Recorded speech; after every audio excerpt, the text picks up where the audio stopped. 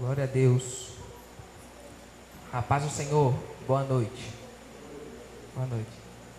Oi. Em primeiro lugar, é uma alegria muito grande poder pregar o Evangelho do Senhor, porque essa é uma das missões que Ele nos deu. Amém? Como eu aprendi recentemente que na verdade a igreja ela não tem uma missão, na verdade a igreja ela é a missão de Deus na terra. Ela foi instituída pelo próprio Cristo e ela é a missão dele. Ele simplesmente deixou a gente aqui para cuidar do que ele já tinha criado. Amém? E eu quero que vocês abram primeiramente a palavra do Senhor em Tiago, capítulo 1. Lá vem lapada.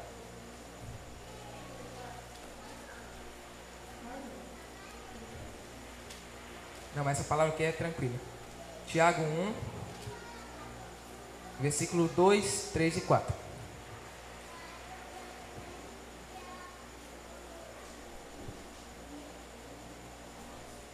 Amém?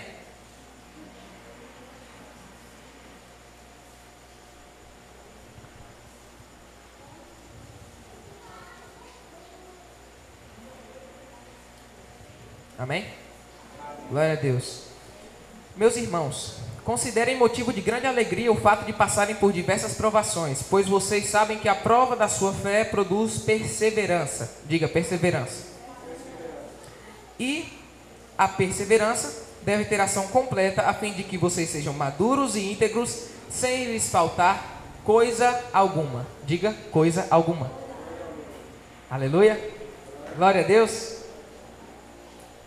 Isso é maravilhoso, irmãos, porque conforme nós pensamos que estamos sendo provados e que está difícil, entendeu? Só que, por mais que nós sejamos tentados e provados, essa prova vem para produzir em nós, para gerar em nós perseverança. Através dessas provações, através dessas dificuldades, através desses obstáculos, né? Nós somos provados e dentro de nós gera perseverança, ou seja, a gente se firma, né? Perseverança é se firmar, é permanecer ali no mesmo local, sem instabilidade, né? Na verdade, com estabilidade. E, além disso, temos outra palavra do Senhor Jesus dizendo: aquele que perseverar até o fim será salvo. Amém? Então, as provas e tentações, o que é que elas fazem na gente? Geram perseverança. E a perseverança gera o quê? Aquele que perseverar até o fim será salvo. Glória a Deus. Amém por isso? Show. Agora eu quero que vocês vão lá para Salmos 67. Salmos 67.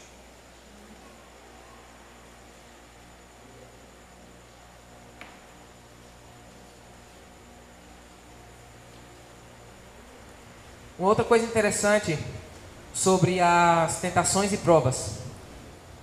Quando o Senhor Jesus ele foi tentado pelo diabo, como nós todos conhecemos, aqueles que foram para a Paixão de Cristo lá na Barrinha puderam até ver a encenação e tal. Como nós conhecemos a história, Jesus foi levado até o deserto e ele foi tentado pelo diabo, pelo próprio diabo. A diferença dessa tentação, porque nós todos seres humanos somos tentados todos os dias, a diferença dessa tentação para Jesus é que foi a primeira vez que o diabo tentou Jesus, sabendo que ele era Jesus, que ele era o libertador. Porque o diabo não sabia que Jesus ia ser o Messias até o batismo de Jesus, quando Deus disse: esse é o meu filho amado, em quem me comprazo. Aí o diabo disse: ah, meu Deus, era o filho do Zé. Tipo isso, né? Era o filho da Maria, o carpinteiro, era ele o tempo todo. Eu esperei 30 anos e perdi a oportunidade da minha vida, se é que o diabo tem vida, né? E é interessante porque quando você vê que Jesus foi tentado, versículos antes de dizer de todo aquele diálogo do diabo com Jesus, nós vemos que o Espírito, com E maiúsculo, o Espírito Santo, levou Jesus até o deserto para ser tentado pelo diabo.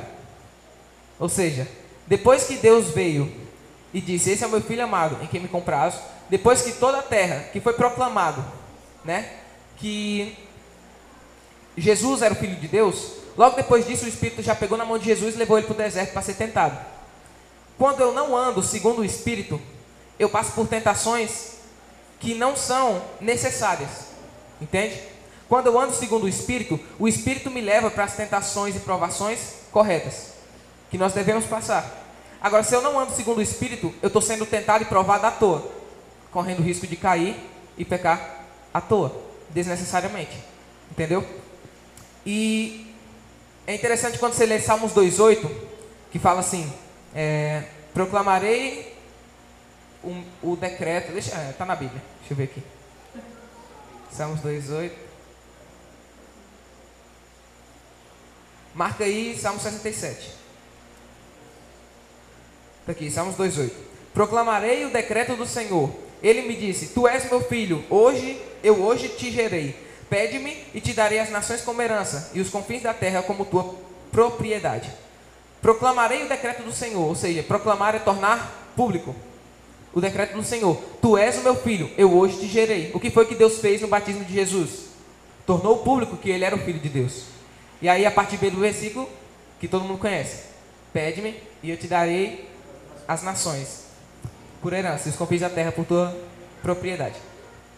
Isso acontece conosco também, porque nós somos filhos de Deus, amém? E sendo nós filhos de Deus, quando nós tornamos público isso, proclamar o decreto do Senhor de que nós somos filhos de Deus, nós pedimos a Deus e Ele nos dá nações, só isso. Então, Salmo 67, versículo 1 e 2. Que Deus tenha misericórdia de nós e nos abençoe, e faça resplandecer o seu rosto sobre nós. Atenção para o versículo 2. Para que sejam conhecidos na terra os teus caminhos, a tua salvação entre todas as nações. Glória a Deus. Aleluia. E o primeiro versículo diz, na parte B, e faça resplandecer o seu rosto sobre nós. Isso me lembra de Malaquias 3, os versículos 3 e 4, que fala que Deus se assentará como o cara que refina a prata. Ele vai ser como o fogo para o ourives e como o sabão para o lavandeiro. Isso no versículo 2, se eu não me engano, de Malaquias 3. Isso quer dizer que Deus se assentará, ele se nivelará para nos tratar como a prata. O cara que refina a prata, o ourives, o que é que ele faz? Ele pega a prata, coloca no fogo para ser refinada, para todos os resíduos saírem da prata e ela ficar pura. E como é que ele sabe que a prata está sendo refinada? Quando ele está assim de frente para a prata e a prata reflete o rosto dele. Então, quando eu leio aqui que Deus tenha misericórdia de nós e nos abençoe e faça resplandecer o seu rosto sobre nós, eu lembro que aqui ele está falando sobre fazer o rosto de Deus ser refletido em nós. Amém? E quando nós refletimos a imagem de Deus, porque nós somos a prata e ele o ourives, quando nós refletimos a imagem do Senhor, acontece o seguinte, o motivo pelo qual nós somos refinados, que é o versículo 2, para que sejam conhecidos na terra os teus caminhos, a tua salvação entre todas as nações. Se eu e você estamos sendo refinados por provações, como o fogo na Bíblia fala sobre provações. Se nós estamos sendo refinados, se nós estamos sendo provados todos os dias, refinados como Deus refina a prata, tem um motivo, tem um propósito, que é para que sejam conhecidos na terra os caminhos do Senhor e a salvação entre todas as nações. Isso me lembra, ide por todo mundo e pregai o evangelho por toda criatura, amém? Fazer ser conhecida a salvação de Deus sobre todas as nações. E nesse versículo de Malaquias que eu falei, de que ele se assentará como ourives e tal, refinará a prata, no versículo 3 e 4 ele fala que ele purificará os levitas. Os levitas, como a gente sabe, eram os caras responsáveis pelo serviço no templo e a adoração, amém? Porque esse serviço fala de adoração, uma vez que Adão adorava a Deus cultivando a terra, porque a palavra para adoração no grego, por exemplo, é latreia, daí que vem idolatria, entendeu? seria adoração aos ídolos, idolatria, entendeu? Então, latreia é a palavra para adoração. Só que essa palavra para adoração é a mesma palavra para culto. E culto vem da palavra cultivare, que é cultivar. No caso, se não me engano é cultivare, pelo que eu me lembro. Se eu errar, irmãos, perdão, por favor. Não me queimem na fogueira. não me chamem de herege em praça pública. Mas, ou seja, como é que Adão adorava a Deus? O que foi que Deus pediu para ele fazer? Simplesmente governar sobre todas as coisas. Sobre todas as coisas, não sobre todas as pessoas. Como hoje tem gente que governa sobre as pessoas. Isso está errado. E ele cultivava a terra e estava adorando a Deus fazendo aquele trabalho. Você não adora a Deus simplesmente quando você para no seu quarto sozinho, levanta suas mãos e diz o que Ele é. Quando você está fazendo uma coisa para Ele, entendeu? Se empenhando naquilo, por exemplo, que Ele te pediu para fazer, você está adorando a Ele. No caso de Adão. Quer dizer, no caso, Adão é um exemplo, né? Então Malaquias fala sobre purificar a adoração, porque fala que vai purificar os levitas. Amém? Ele procura adoradores que o adorem em espírito e em verdade. Amém? Deus tem uma equipe. Se você for parar para pensar na Bíblia, Deus sempre tem uma equipe de 3: adoração, proclamação e intercessão. Você tem Pedro, Tiago e João, por exemplo. João era adorador, era o cara que tinha intimidade com Jesus. Tiago foi um mártir, né? Tudo bem que Pedro também, mas Tiago foi decepado. E Pedro instituiu a igreja.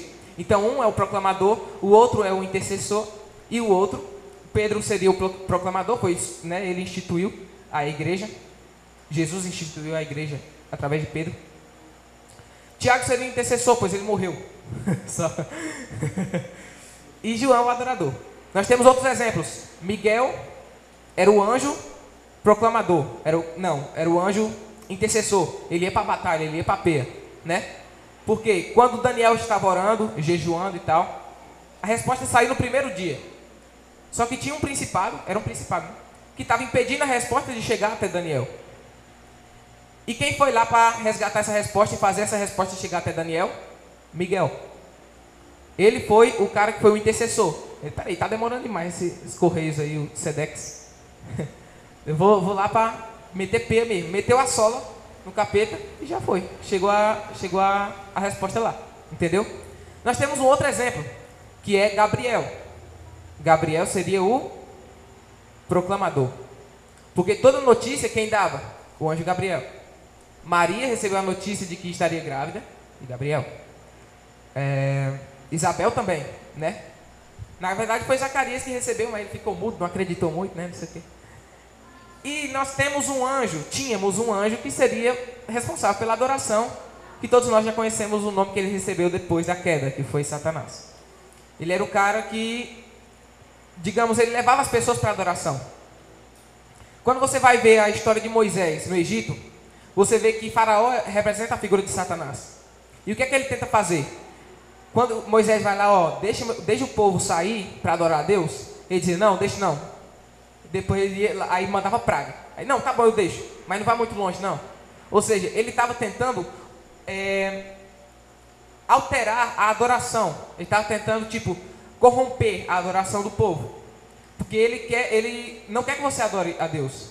É meio óbvio, não é isso? Até porque no céu, ele era o cara que comandava, digamos assim, ele regia, segundo nós conhecemos, a adoração. Então ele levava a adoração, né? Então, por isso nós vemos a lógica de Deus procurar adoradores que o adorem em espírito e em verdade. Porque ele tinha Miguel, que era o intercessor.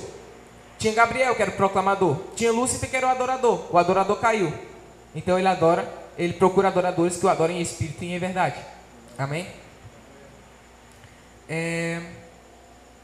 Deixa eu ver aqui. Eita, meu Deus do céu. Sim. É muito interessante também, na verdade é essencial. Interessante é uma palavra totalmente errônea. É muito essencial que nós estabeleçamos um hábito de adoração. Amém? Todos os dias. Só que é muito difícil. você começar. Porque você tem a correria do dia, e aí tem não sei o que, tem cansaço, tem coisa para fazer, e corra para amanhã, e corra para não sei o que, entendeu? E acontece que nós acabamos deixando para depois. Depois, olha. Quem depois? Contra quem? Depois. Acabamos deixando para depois. E, tipo, nós temos que batalhar todos os dias contra a nossa carne. Certo? E nossa carne, que é os prazeres dessa terra. E os prazeres dessa terra não incluem adorar a Deus. Então, quando você alimenta o seu espírito, e você pede a Deus, e você começa a se alimentar de Deus, e você começa a se alimentar de Jesus, e você começa a conhecer quem Jesus é, e você começa a conhecer quem Deus verdadeiramente é, você vai começar a amar Ele, porque Ele é irresistível. Jesus é irresistível quando Ele é bem apresentado. Isso é uma frase que eu esqueci quem disse. Então, se você apresenta bem Jesus, através da sua vida, através das suas palavras, para as pessoas, Ele vai ser irresistível para elas. É assim que você ganha uma pessoa para Jesus. Entendeu? Se você faz a diferença no meio das pessoas com as quais você vive, assim você vai apresentar Jesus de maneira irresistível. E estabelecer um hábito de adoração. Bom, nós temos há um tempo, tipo a partir de um tempo atrás, nós temos estabelecido um hábito de adorar a Deus pelas madrugadas. Acontece que ao adorar a Deus repetitivamente, todas as madrugadas, nós vamos nos cansando.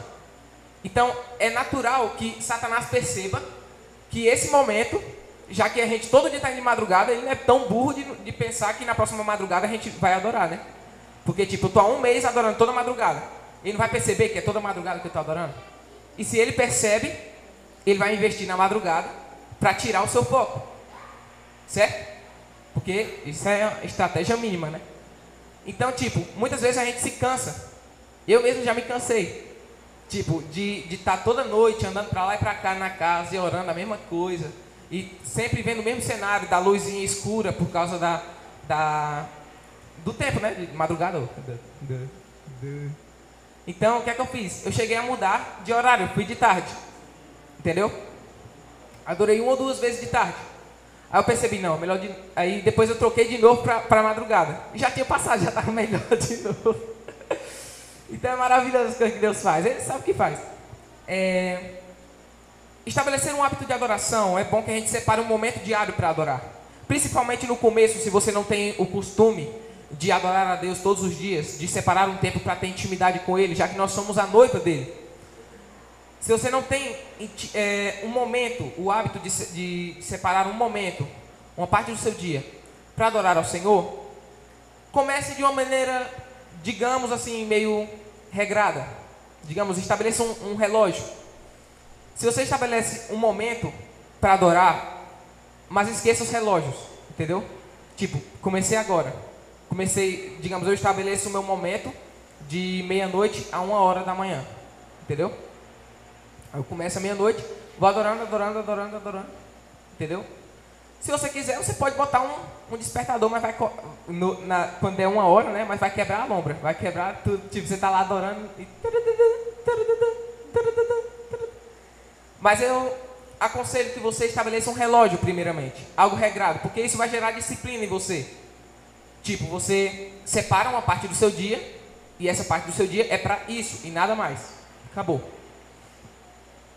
É interessante também que a gente respeite esses horários e tal, pelo menos no começo. Depois, vai dar tanto prazer na gente de fazer isso, que a gente não está mais nem aí para relógio. Mas também tem uma coisa, irmãos, é que nem academia. Se você para um dia, e você para outro, aí você no outro já diz, não, deixa para amanhã. E depois você diz, não, depois eu faço. E aí você vai fazendo. Até que chega o apocalipse. E você ainda não adorou. Isso não quer dizer que você vá para o inferno, viu? Não estou dizendo isso, pelo amor de Deus. Não me queimem de novo como herege na praça. E outra coisa, procuremos paternidade espiritual. A gente deve procurar uma cobertura. Por quê? Essa cobertura, ela vai puxar nossa orelha quando a gente estiver parando. Ela vai nos aconselhar o que a gente deve fazer, caso a gente esteja se cansando. A gente não pode deixar Satanás nos vencer pelo cansaço. Entendeu? Então a gente deve procurar nossa paternidade. A gente tem que aproveitar, por exemplo, que o Robson e a Patrícia são totalmente acessíveis, né? Não são todas as denominações que tipo, tem um relacionamento de intimidade com o seu pastor. Então que a gente aproveite isso para estabelecer uma paternidade espiritual sobre nós. Isso significa dizer cobertura de oração, isso significa dizer aconselhamento, isso significa dizer puxão de orelha, exortação, admoestação, né? Que nos fará gerar uma disciplina e nos trará aconselhamento quando a gente estiver precisando. Amém? Amém? Vocês estão aí? Aleluia. Sim, aí tem uma heresia do Luiz Hermínio. Tem uma heresia santa do Luiz Hermínio que diz assim, que a adoração ela é melhor do que a oração. Por quê? Quando você ora, você está pedindo a Deus, Deus me dá isso, me dá aquilo, e etc, e etc. Mas quando você adora, você está entregando a Ele. E segundo a própria Bíblia, coisa melhor é dar do que receber. Está na Bíblia isso? Tá, né? Amém. Glória a Deus. Aí, aleluia! Glória a Deus. Outra coisa, falando em paternidade, eu trouxe uma palavra há uns dias atrás, num culto de semana, que está lá em Jeremias. Gostaria que vocês abrissem Jeremias, capítulo 2. Capítulo 2 de Jeremias. Aleluia!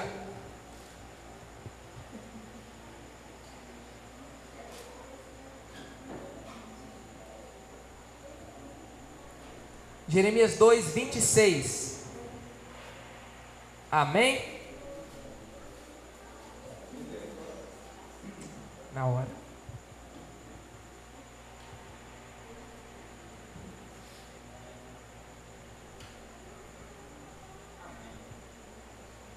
Amém? Jeremias 2, 26. Assim como o ladrão fica envergonhado, ou constrangido, né? Quando é apanhado em flagrante, também a comunidade de Israel ficará envergonhada, seus reis e oficiais, seus sacerdotes e profetas. Bom, entendamos nesse caso aqui a comunidade de Israel como a igreja, certo? Agora vamos para o versículo 34. Nas suas roupas encontrou-se o sangue de pobres inocentes, que não foram flagrados arrombando casas. Certo, vamos até aqui, porque se eu disser contudo, apesar de tudo isso, vai terminar o versículo, mas não vai ter sentido nenhum. Então, no versículo 26 a gente vê uma situação muito comum. Se alguém está fazendo alguma coisa errada e é pego em flagrante, o que acontece com essa pessoa? Quem aqui já foi pego roubando alguma coisa? Roubando biscoitinho, assaltando a geladeira de noite? Roubando alguma coisa, irmãos, tipo assim, eu não estou dizendo uma casa, entendeu? Mas tipo, pegando. Acredito que ninguém aqui. Isso, desobedecendo a mãe e o pai, assaltando a... o banco vale. Tipo, assaltando a geladeira de noite, sem poder, estando de dieta, entendeu? Quem nunca foi constrangido dessa maneira? Amém? E tipo, quando a gente é pego em flagrante fazendo coisa errada, nesse caso aqui, o pecado citado é um ladrão arrombando uma casa. Quando o ladrão é pego, ele é constrangido, ele é envergonhado. E no versículo 34 a gente vê essa situação de novo, só que nas suas roupas encontrou-se o sangue de pobres inocentes que não foram flagrados arrombando casas. Ou seja, Apocalipse diz que a noiva, tipo, se dará que a noiva se vista de linho fino, de um vestido de linho fino, que são os atos de justiça dos santos, certo? E é muito interessante também porque eu estava procurando esse versículo, aí eu eu quis procurar esse versículo, né? Eu vou procurar aquele versículo lá que eu tenho que colocar na pregação. Aí deixa pra lá, deixa pra depois. Aí eu fui assistir uma pregação. Quando eu assisti a pregação, o Luiz Hermínio falou, lá em Apocalipse 19, versículo 7. Aí rapaz, Jesus é bom, hein? Rapaz, até nisso ele me poupou de eu me levantar da rede, de pegar a Bíblia, de abrir a Bíblia, caçar e tal. Menino. E eu acho que é 19:7. Tá anotado aqui, tá anotado. Tá na Bíblia. E esse vestido é o vestido que se dará que a noiva se vista. Linho fino, que são os atos de justiça dos santos. Amém? Só que nesse caso aqui, Deus está falando que nas suas roupas, nas roupas da igreja, no caso, vamos entender assim, foi encontrado o sangue de pobres inocentes que não foram flagrados arrombando casas. E o que é que constrange a gente, no nosso espírito? É o amor de Deus, amém? Então o que é que está sendo falado? A igreja tem, tipo, na roupa da igreja encontra-se o sangue de pessoas que não foram constrangidas pelo amor de Deus. Ou seja, encontra-se o sangue de pessoas que não receberam a Cristo, que a gente, tipo... Irmãos, é porque eu creio que tá chegando um tempo que a gente precisa realmente voltar às origens de pregar o evangelho para quem ainda não tem, entendeu? De fazer alguma obra para resgatar as pessoas. E... Deixa eu caçar aqui, peraí. 19:8, né? Certo, aleluia. Obrigado. E em Isaías 49, versículo 18, fala que os filhos são os enfeites nupciais. Olha o que é que Deus está falando. Os enfeites nupciais ligados aos atos de justiça dos santos, que é o vestido da noiva. Ou seja, o que Deus está falando é que no vestido não deve se encontrar o sangue de inocentes que não foram constrangidos pelo amor de Deus. E sim deve se encontrar filhos. Entendeu? Amém? Amém? Glória a Deus. Deve se encontrar filhos, pessoas resgatadas. Ao invés do sangue deles, eles devem se encontrar em nossos vestidos, em nossa veste, que são os atos de justiça dos santos. E esses enfeites nupciais são ligados aos atos de justiça dos santos. Amém? Então, eu creio que é isso. Eu creio que o Senhor quer trazer um tempo de volta às origens, onde a igreja voltará a ser a missão de Deus na terra, para que todas as nações conheçam a salvação. Amém? Através dele refinando a nós como a prata, como ele refina a prata, que a gente possa resplandecer o rosto de Jesus sobre essa cidade, que é a nossa Jerusalém, como João falou, a Judéia, essa região, Samaria, os outros estados. No caso, o Rolf e a Patrícia já estão na Samaria, né? O próximo passo é a nação. E até os confins da terra. Amém? Glória a Deus. Fique de pé, vamos orar. Depois disso eu quero chamar aqui o Ministério de Louvor. Senhor Jesus, nós engrandecemos o Teu nome, Pai. Nós Te adoramos. Nós entendemos, Pai, que a palavra culto é a mesma para a palavra adoração na Bíblia. Então nossos cultos, Pai amado, devem ter adoração a Ti. Nós sabemos, Deus, que Tu és santo, bendito, exaltado, poderoso, Pai da eternidade, o príncipe da paz, aquele que foi morto, mas venceu e hoje e perpetuamente reinará, Senhor Jesus. O Teu reino, o Teu governo não passará. Senhor, nós Te agradecemos por essa oportunidade de poder Te louvar e engrandecer o nome, sem sermos retalhados, Pai amado, sem sermos proibidos de uma forma brutal, Senhor Jesus, como em tantos países assim é. Pai, eu lhe peço, Senhor, que o Senhor coloque em nós o desejo, Deus, de voltar às origens. Em nós, Pai amado, eu me incluo nisso, que em nome de Jesus nós paremos de ficar, Senhor, cômodos, como eu tenho ficado muitas vezes, ficado só num lugar, Pai amado, estagnados. Que a gente tenha, Pai amado, dentro de nós um espírito que clama, Abba, Pai, e um espírito que clama por paternidade para as nações, Senhor. Em nome de Jesus, Pai, nós queremos ter o Teu coração queimando dentro do nosso. Ajuda-nos em nome de Jesus. Amém. Chama aqui o Ministério de Louvor.